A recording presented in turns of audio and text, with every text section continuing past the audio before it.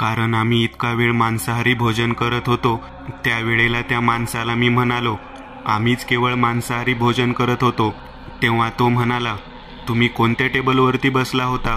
त्यावेळेस आम्ही तो टेबल दाखवला. तो डोक्याला हात लावून म्हणाला, अहो, तो मांसाहारी विभाग आहे, तुम्ही तिकडे बसला होता. तर आमच्या लक्षात येईना एवढ्या मोठ्या रेस्टॉरंटमध्ये कशा पद्धतीचा विभाग आहे म्हणून तो व्यक्ती आम्हाला टाळत आहे. तेव्हा तो म्हणाला, समोरच्या बाजूला त्या विभागाचा मॅनेजर आहे, तिकडे त्याला जाऊन विचारा. तेव्हा मी त्या दिशेने निघालो होतो. तेवढ्यातच आमच्या खोलीच्या बाहेरचे 2 रखवालदार आम्हाला म्हणाले, चलिये, जल्दी चलिये. तेव्हा मी त्याला त्या वाडग्यामध्ये ठेवण्यात आलेले बोट दाखवत होतो. तेव्हा तिथे बोट नव्हते. आम्ही सर्वजण त्यांना सांगण्याचा प्रयत्न करत होतो. आम्ही जेवण केले, त्यामध्ये आम्हाला मनुष्याचे बोट मिळालेले आहे. त्याच वेळेला समोर असलेल्या मॅनेजरपर्यंत आम्ही जाऊन पोहोचलो. तो म्हणाला, हे शक्यच नाही. आतमध्ये त्यांनी आम्हाला स्वयंपाकगृह पाहण्यासाठी बोलावले. त्यावेळेला त्या ठिकाणी आम्ही पोहोचलो. आतमध्ये खूप मोठ्या स्वरूपामध्ये मोठ्या भट्ट्या होत्या. एका पाठोपाठ एक असे 3 ते 4 मोठे दालन होते आणि त्या ठिकाणी वेगवेगळ्या प्रकारच्या मांसाहारी पदार्थाचे भोजन बनवले जात होते. कोंबड्या, बकऱ्या, मासे यांचे मांस आम्हाला त्या ठिकाणी दिसत होते. आम्ही एका पाठोपाठ एक असे चालत चालत शेवटच्या 5 नंबरच्या दालनामध्ये गेलो. आतमध्ये जाताच तेथील सर्व लाईट गेले. सर्वत्र अंधार झाला आणि त्या ठिकाणी 10 ते 12 धिप्पाड देहाच्या लोकांची रेलचेल दिसू लागली. झाडाच्या प्रकाशामध्ये आम्हाला त्या ठिकाणी हालचाल दिसत होती. आमच्या सोबत आलेल्या 2 व्यक्तींनी आम्हाला बाजूला दंडाला धरून उभं केलं. ते म्हणाले, येथे गरम गरम तेल उकळत आहे. बाजूच्या मोठ्या कढईवरती गरमागरम तेल उकळत होते. आम्ही म्हणालो, येथे एवढ्या मोठ्या स्वरूपामध्ये तेल का उकळते ठेवले आहे? तो व्यक्ती म्हणाला, लाईट आल्यानंतर तुम्हाला समजेल की तेथे नेमके कोणते पदार्थ बनवले जातात. अतिशय सुंदर अशी राजेशाही थाटातील पदार्थ या ठिकाणी बनवले जातात. ही खोली खास राजे लोकांच्या जेवणासाठी अन्न बनवण्याची खोली आहे. त्यासाठी तुम्हाला या ठिकाणी घेऊन आलेलो आहे. त्याच वेळेला शरद म्हणाला, आम्हाला फक्त या ठिकाणी जेवणामध्ये मनुष्याचे बोट सापडले आहे म्हणून रसोई पाहायची होती. हे आम्हाला बाकीचे पाहायचे नाही. चला आता आम्हाला आमच्या दालनामध्ये नेऊन सोडा. तेवढ्यात त्या ठिकाणी लाईट आली आणि बाजूच्या मोठमोठ्या बांधलेल्या कापडी पोत्यामध्ये हालचाल दिसू लागली. आम्हाला वाटले कोंबड्या, बकऱ्या त्या ठिकाणी बांधलेल्या असाव्यात, परंतु ते पोते आमच्या उंची एवढ्या आकाराचे होते. त्या तिथेच समोरच्या बाजूला एक वेगळ्या पद्धतीचे कापून अडकवलेले मांसाचे धड दिसत होते. ते कोणत्या प्राण्याचे होते हे काही समजत नव्हते. त्याच वेळेला मागे वळून आम्ही पाहिले तेव्हा ते दोन्ही पहारेकरी लोक आम्हाला तेथून घेऊन जाण्यासाठी घाई करत होते. गिरीश आणि माधव म्हणाला, या पोत्यामध्ये काय आहे? आम्हाला पाहायचे आहे. त्याच वेळेला त्या दोन्ही लोकांनी त्या दोघांना दंडाला धरले आणि बाहेर घेऊन गेले. आम्ही त्यांच्या पाठोपाठ निघालो. आम्हाला समजत नव्हते की इतकी सुंदर इमारत, तेवढ्या चांगल्या पद्धतीची सोय आणि या 2 लोकांनी अचानक आमच्या बरोबर असे वागण्यामागचे कारण काय असावे. आम्ही या दालनातून बाहेर पडणार तेवढ्यात मागून एका मुलाचा आवाज आम्हाला त्या पोत्यामधून येऊ लागला. आता मात्र आम्हाला लक्षात येऊ लागले की ही जागा जरा विचित्र आहे. आम्ही मागे वळणार इतक्यात त्या दालनाचा दरवाजा बंद करून घेण्यात आला. आम्ही पुढे आमच्या खोलीकडे जाण्यासाठी निघालो. गिरीश आणि माधव दोघेही त्या दोघांना बोलत होते, ही काय पद्धत आहे का? आम्ही प्रश्नांची उत्तरे घेतल्याशिवाय जाणार नाही. आमचा आरडाओरडा सुरू होतो. आम्ही बाहेर आलो तेव्हा संपूर्ण रेस्टॉरंट मोकळे झालेले होते. रात्रीचे 10:30ची वेळ झालेली होती आणि तो त्या रेस्टॉरंटचा मॅनेजर म्हणाला, का ओरडत आहात तुम्ही? आप लोग जल्दी से जल्दी बाहर जाइए. अभी बड़े राजा साहब आने का टाइम हुआ है, वरना आपको भी बड़ी दिक्कत का सामना करना पड़ेगा. गिरीश, माधव या दोघांना मी शांत करत म्हणालो, चला इथून आपण बाहेर जाऊ. खोलीवरती गेल्यानंतर या गोष्टीवरती चर्चा करू. उद्या सकाळी आपण या व्यक्तीला सविस्तर बोलूयात. ही जागा जरा वेगळी वाटत आहे. परंतु माधव आणि गिरीश दोघेही ऐकत नव्हते. त्याच वेळेला मागच्या दिशेने आलेल्या दोघा तिघांनी आम्हा चौघांना बाहेर काढले आणि माधव आणि गिरीश या दोघांना त्या हॉटेल मॅनेजरने दुसऱ्या रस्त्याने ढकलायला सुरुवात केली. आम्ही आमच्या खोलीच्या दिशेने निघालो. माधव आणि गिरीश मात्र ते हॉटेलमधून बाहेर आलेच नाहीत. आम्ही चौघेजण चिंतेमध्ये होतो. त्याच वेळेला आमच्या बरोबर असलेले ते दोघे तिघेजण म्हणाले, थोड़ी देर के बाद जरूर आएंगे. आप लोग अपने कमरे में जाके शांति से विश्राम कीजिए. यहाँ पर राजा साहब आने वाले हैं. आप उनकी नजर में मत आइए. आम्ही एका पाठोपाठ एक चौघेजण आमच्या दालनामध्ये येऊन बसलो. मदिराच्या नशेमुळे आम्हाला बऱ्यापैकी झिंग आलेली होती. जेवणही पोटभर झाल्यामुळे झोप येऊ लागली होती. परंतु आमचे दोन मित्र अजून आले नाही. यामुळे आम्ही चिंतेमध्ये होतो. साधारण 12:15च्या सुमारास आमचे दोन्ही मित्र धुंद अवस्थेमध्ये चालत दालनामध्ये आले. ते आमच्याशी काही बोलत नव्हते. त्यांच्या चेहऱ्यावरती कोणत्या प्रकारची तरी बाधा झाली असावी अशा पद्धतीने ते येऊन आमच्याकडे बघून शांततेने जागेवरती झोपले. आम्ही चौघेजण त्या दोघांना खूप बोलण्याचा प्रयत्न करत होतो, परंतु ते काहीही बोलत नव्हते. ते शांततेने झोपी गेले. आम्हीही बराच वेळ विचार करून झोपी गेलो. साधारण पहाटेच्या 3 वाजण्याच्या सुमारास बाहेरून मोठमोठ्याने लहान मुले ओरडत आहेत आणि त्यांच्या किंचाळण्याचा आवाज आम्हाला येऊ लागला. बाहेर आम्ही दरवाजा उघडून पाहतो तर काय, त्या ठिकाणी कित्येक लहान मुले लंगोटमध्ये बोंबलत पळत सुटलेली आम्हाला दिसत होती. बाहेरची सर्व कळा बदललेली होती. ती आलिशान दालन नसून अंधकार कोठडीसारखी आम्हाला ती दिसत होती.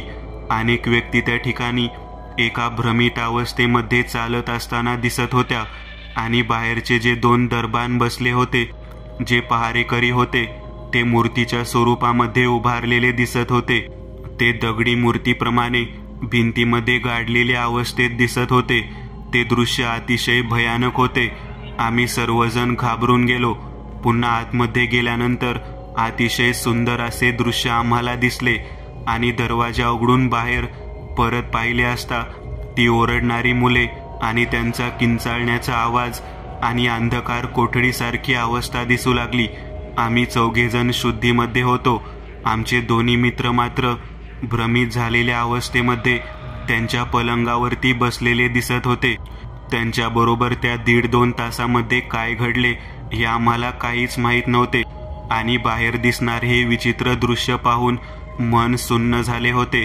आम्ही कुठे आलो होतो आणि कोणत्या कचाट्यामध्ये सापडलो होतो हेच आम्हाला समजत नव्हते. मी पलंगावरती शांत डोळे झाकून बसलो. माझ्या डोळ्यासमोर पुन्हा एकदा तो बोर्ड दिसला, ज्यावरती लिहिण्यात आलं होतं, कृपया येथे थांबू नका. Please don't stop here.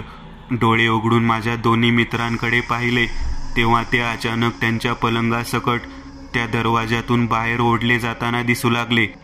ते ओरडण्याच्या पलीकडे काही करू शकत नव्हते. हा काय प्रकार चालला होता हे आम्हा चौघांना अजिबात समजत नव्हते. बाहेरही किंचाळण्याचा आणि ओरडण्याचा आवाज आणि त्यातच आमचे दोघेही मित्र आमच्यापासून मोठ्या दरवाजातून पलंगासकट बाहेर खेचले गेले होते.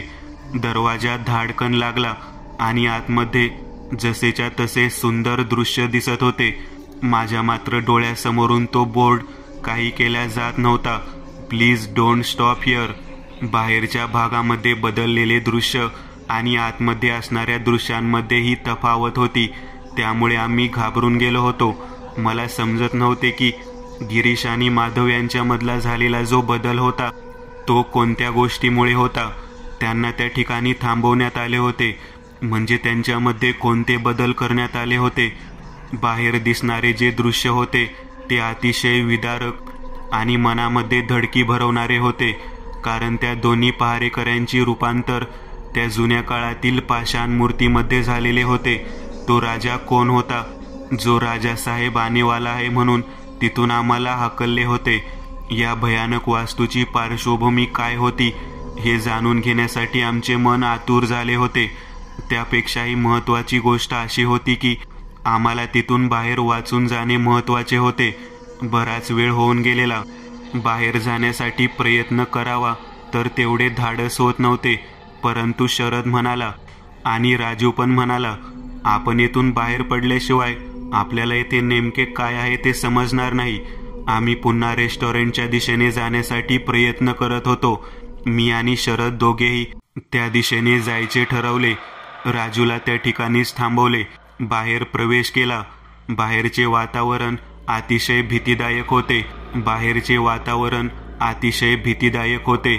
संपूर्ण अंधार दिसत होता. कुठेतरी एखादा दिवा चमकत होता. बाहेरच्या भागामध्ये अनेक जुन्या काळातील मूर्त्या आणि वेगवेगळ्या प्रकारच्या प्राण्यांचे अवशेष असणाऱ्या मम्मी दिसत होत्या.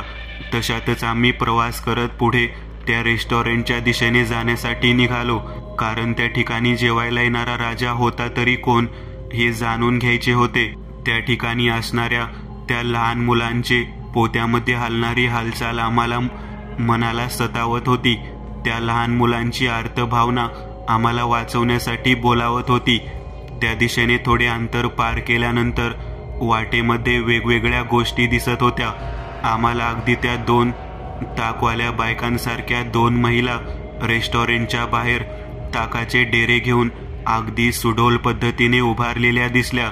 त्या ताकावाल्या महिला नसून त्या जीर्ण स्वरूपाच्या त्या महिलांच्या 2 मूर्त्या होत्या. या स्वरूपामध्ये हे दृश्य पाहून आम्ही खूपच भयभीत झालो. त्या महिलांच्या डोळ्यामध्ये एक आर्त भावना दिसत होती. या सर्व मूर्त्या आम्हाला काही वेळापूर्वी बोलणाऱ्या व्यक्तीप्रमाणे दिसत होत्या आणि आता त्या संपूर्ण दिवाने आममधल्या आणि त्या रेस्टॉरंटमधल्या सर्वच्या सर्व व्यक्तींच्या हालचाली मूर्त्यामध्ये बदललेल्या होत्या. भय म्हणजे काय असते हे मला नेमके आता समजले होते. कारण ज्यावेळी गिरीश आणि माधव या दोघांनी आम्हाला सांगितले होते की कोणत्याही पद्धतीने येथे थांबणे चुकीचे आहे, तरी सुद्धा केवळ आकर्षण म्हणा किंवा त्या जागेचा तो गुण असावा म्हणून आम्ही त्या ठिकाणी कचाट्यामध्ये सापडलेलो होतो. ज्या व्यक्तीने आम्हाला माहिती दिली होती की या ठिकाणी थांबणे घातक आहे, त्या दोन्ही व्यक्तींच्या शरीरामध्ये सुद्धा बदल झालेला दिसत होता. गिरीश आणि माधव हे दोघे चालते फिरते प्रेतात्मे दिसत होते. त्यांचा जीव कोणीतरी वश केलेल्या पद्धतीने आम्हाला जाणवत होता. गेटच्या बाहेर उभा असलेला तो वेडा व्यक्ती जो आम्हाला सांगत होता आतमध्ये जाऊ नका, तो बोर्ड ज्या बोर्डवरती लिहिले होते की येथे थांबू नका, या सर्वच्या सर्व गोष्टी मला डोळ्यावरून जाताना दिसत होत्या. रेस्टॉरंटचे दार लावलेले होते. त्याच्या दरवाजावरती जुन्या काळातील एक मोठे कुलूप लावण्यात आलेले होते. मला हे समजत नव्हते की आमचे दोन्ही मित्र त्या ठिकाणी मागे राहिलेले होते. त्यांच्यावरती ती कोणती क्रिया करण्यात आली होती, ते क्रिया करणारे लोक कोण होते, ते कुठे गेले. या संपूर्ण मोठ्या भयानक किल्ल्यामध्ये वास्तव्य करणारा तो राजा या किल्ल्याच्या रेस्टॉरंटच्या आतमध्ये तर नसेल ना. मनामध्ये तसा विचार यायला आणि रेस्टॉरंटचा दरवाजा अचानक उघडला. ते कुल्लू अनाहूत पद्धतीने आपोआपच गोल गोल फिरून जागेवरती कोसळले. या दोन्ही बायकांच्या मूर्त्या थोड्या हललेल्याप्रमाणे आम्हाला दिसल्या. मी आणि शरद दोघेही खूप घाबरलेलो होतो. तो मोठा रेस्टॉरंटचा दरवाजा उघडल्यानंतर आतमध्ये हालचाली दिसू लागल्या. आतमध्ये दिवे, अगदी सुंदर अशी रोषणाई दिसत होती. बाहेर एवढा काळोख, एवढे भयानक दृश्य आणि आतमध्ये एवढ्या सुंदर पद्धतीचे वातावरण, नक्कीच काहीतरी घोळ आहे हे लक्षात आले होते. आम्ही दोघांनी आतमध्ये प्रवेश करायचा नाही असे ठरवले. परंतु त्या लहान मुलांचा आवाज आणि त्यांच्या किंकाळ्या, त्यांची हालचाल पुन्हा डोळ्यासमोर येऊ लागली. मी शरदला म्हणालो, आपण बाहेर जर थांबलो तर या रहस्याचा भेद होणार नाही. आपण आत जर गेलो तर आपणही त्यांच्याप्रमाणे एक होऊ, याची मला भीती वाटत आहे.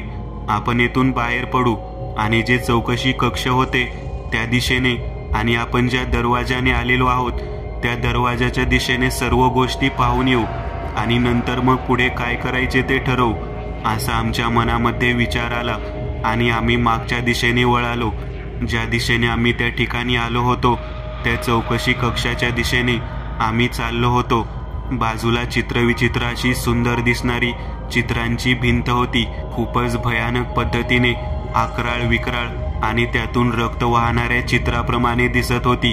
बाहेर चौकशी कक्षापाशी आलो तेव्हा त्या ठिकाणी सुद्धा त्या सर्वच्या सर्व मूर्तीमध्ये बदललेल्या लोकांचा भास आम्हाला जसंच्या तसा दिसत होता. अतिशय सुंदर पद्धतीने असणारे दालन व ते सर्वजण एका स्मशान शांततेप्रमाणे बदललेले होते. आम्ही दोघेही आलेल्या वाटेने परत या दरवाजाच्या दिशेने चाललो होतो. त्या दरवाजामधून प्रवेश केला होता. अगदी त्या ठिकाणी आम्ही जाण्यासाठी निघालो. वाटेमध्ये ज्या ठिकाणी आम्हाला ताक विकणाऱ्या 2 बायका दिसल्या होत्या त्या जागेपर्यंत आम्ही येऊन पोहोचलो होतो. बाहेर शांततेमध्ये निवांत पद्धतीने फिरताना 2 व्यक्ती आम्हाला दिसू लागल्या. त्यांच्या शरीरातून एक चमकणारा प्रकाश दिसत होता. त्या 2 व्यक्ती केवळ फिरत नव्हत्या तर त्या दरवाजा उघडण्याच्या प्रयत्नात त्या उंच दरवाजाच्या आतमधल्या बाजूला ओरडत होत्या. त्या माणसाप्रमाणे आकृत्या नव्हत्या तर त्या दरवाजापाशी जाऊन दरवाजा ठोठावत असलेल्या वेगळ्याच प्रकारच्या आकृत्या होत्या. शरद म्हणाला, यांची देहयष्टी ओळखीची वाटत आहे. आपण त्यांच्याजवळ गेलो तर आपल्याला समजेल की ते नेमके कोण आहेत. दूरवरून आम्ही त्या दोघांची हालचाल पाहत होतो. एक जण वर जाण्याचा प्रयत्न करत होता, दुसरा दरवाजा उघडण्याचा प्रयत्न करत होता. तेवढ्यात पलीकडून मोठ्याने आवाज येत होता. मी सांगत होतो जाऊ नका. गेलात का नाही? गेलात कसले? तुम्ही तर मेलात. आम्ही दोघे त्या आकृत्यांच्या जवळ जाण्याचे धाडस करू शकत नव्हतो. परंतु अचानक मला त्या दोन्ही आकृत्या गिरीश आणि माधवप्रमाणे दिसू लागल्या. शरद म्हणाला, अरे बापरे, गिरीश आणि माधव यांचे आत्मे तर नाहीत ना? जे आतमध्ये अडकलेले आहे ते त्यांचे शरीर असावे आणि बाहेर तडपडणारे आणि या किल्ल्याच्या भागातून बाहेर पडण्यासाठी प्रयत्न करणारे हे त्यांचे आत्मे असावेत. मी म्हणालो, या ठिकाणी दिसणाऱ्या कोणत्याही गोष्टीवर विश्वास ठेवण्या अगोदर त्याची संपूर्ण खात्री करणे गरजेचे आहे शरद. शरदनेही माझ्या बोलण्यावरती विश्वास दर्शवला. आम्ही दोघे दुरून पाहत होतो. एका बाजूला लपून थोडा वेळ घालवल्यानंतर आम्हाला त्या ठिकाणी 2 विचित्र पद्धतीच्या मूर्त्या धावत येताना दिसल्या. त्या दोन्ही मूर्त्यांनी त्या 2 चमकणाऱ्या आत्म्यांच्या गळ्यामध्ये पाश टाकले. ते दोघे जण ओढत ओढत त्यांना परपटत ओढत त्या दालनामध्ये घेऊन गेले. त्या रेस्टॉरंटच्या आतमध्येच त्या खोलीमध्ये त्यांना नेण्यात आले. आम्हा दोघांना कळून चुकले की इथून मेल्यानंतर सुद्धा बाहेर आपण पडू शकत नाही. मग या ठिकाणाहून जिवंतपणी बाहेर पडायचे तर कसे? बाहेर ओरडणारा तो व्यक्ती जो वेडा माणूस वेडा नव्हता तर तो शहाणा माणूस स्वतः वर भिंतीवरती चढून आम्हाला खुणावत होता. तुम्ही दोघे राहिला आहात तर या लवकर भिंतीवर चढा. त्यांना नेलेले 2 व्यक्ती परत येण्या अगोदर तुम्ही इथून बाहेर निघा. आम्ही दोघेही त्या व्यक्तीला म्हणालो, अहो आतमध्ये आमचे मित्र आहेत, त्यांना बाहेर काढणे गरजेचे आहे. त्यावेळेला तो व्यक्ती म्हणाला, तुम्ही दोघे बाहेर आल्याशिवाय आपल्या व्यक्तींना बाहेर काढू शकणार नाही. थोड्या वेळात तुमच्या बरोबर असलेल्या येथे आलेल्या त्याच व्यक्ती तुम्हाला इथून आत्म्याच्या रूपामध्ये घेऊन जातील. आता जे दोघे नेले होते तुमच्या दोघांचे मित्रच आहेत. मी आणि शरद म्हणालो, म्हणजे नक्कीच ते गिरीश आणि माधव हे दोघे होते. या व्यक्तीच्या बोलण्यावर विश्वास ठेवून आम्ही त्या दरवाजाच्या वरती झरझर करण्याचा प्रयत्न करू लागलो. त्या व्यक्तीने पलीकडच्या भागामध्ये असलेला एक मोठा दोरखंड आमच्या दिशेने फेकला. आम्ही त्या भिंतीवरती वरपर्यंत चढलो. तेवढ्यात 2 व्यक्ती मागून वेगाने पळत येताना दिसत होत्या. त्या 2 व्यक्ती म्हणजे दुसरे तिसरे कोणी नसून गिरीश आणि माधव हे दोघेच होते.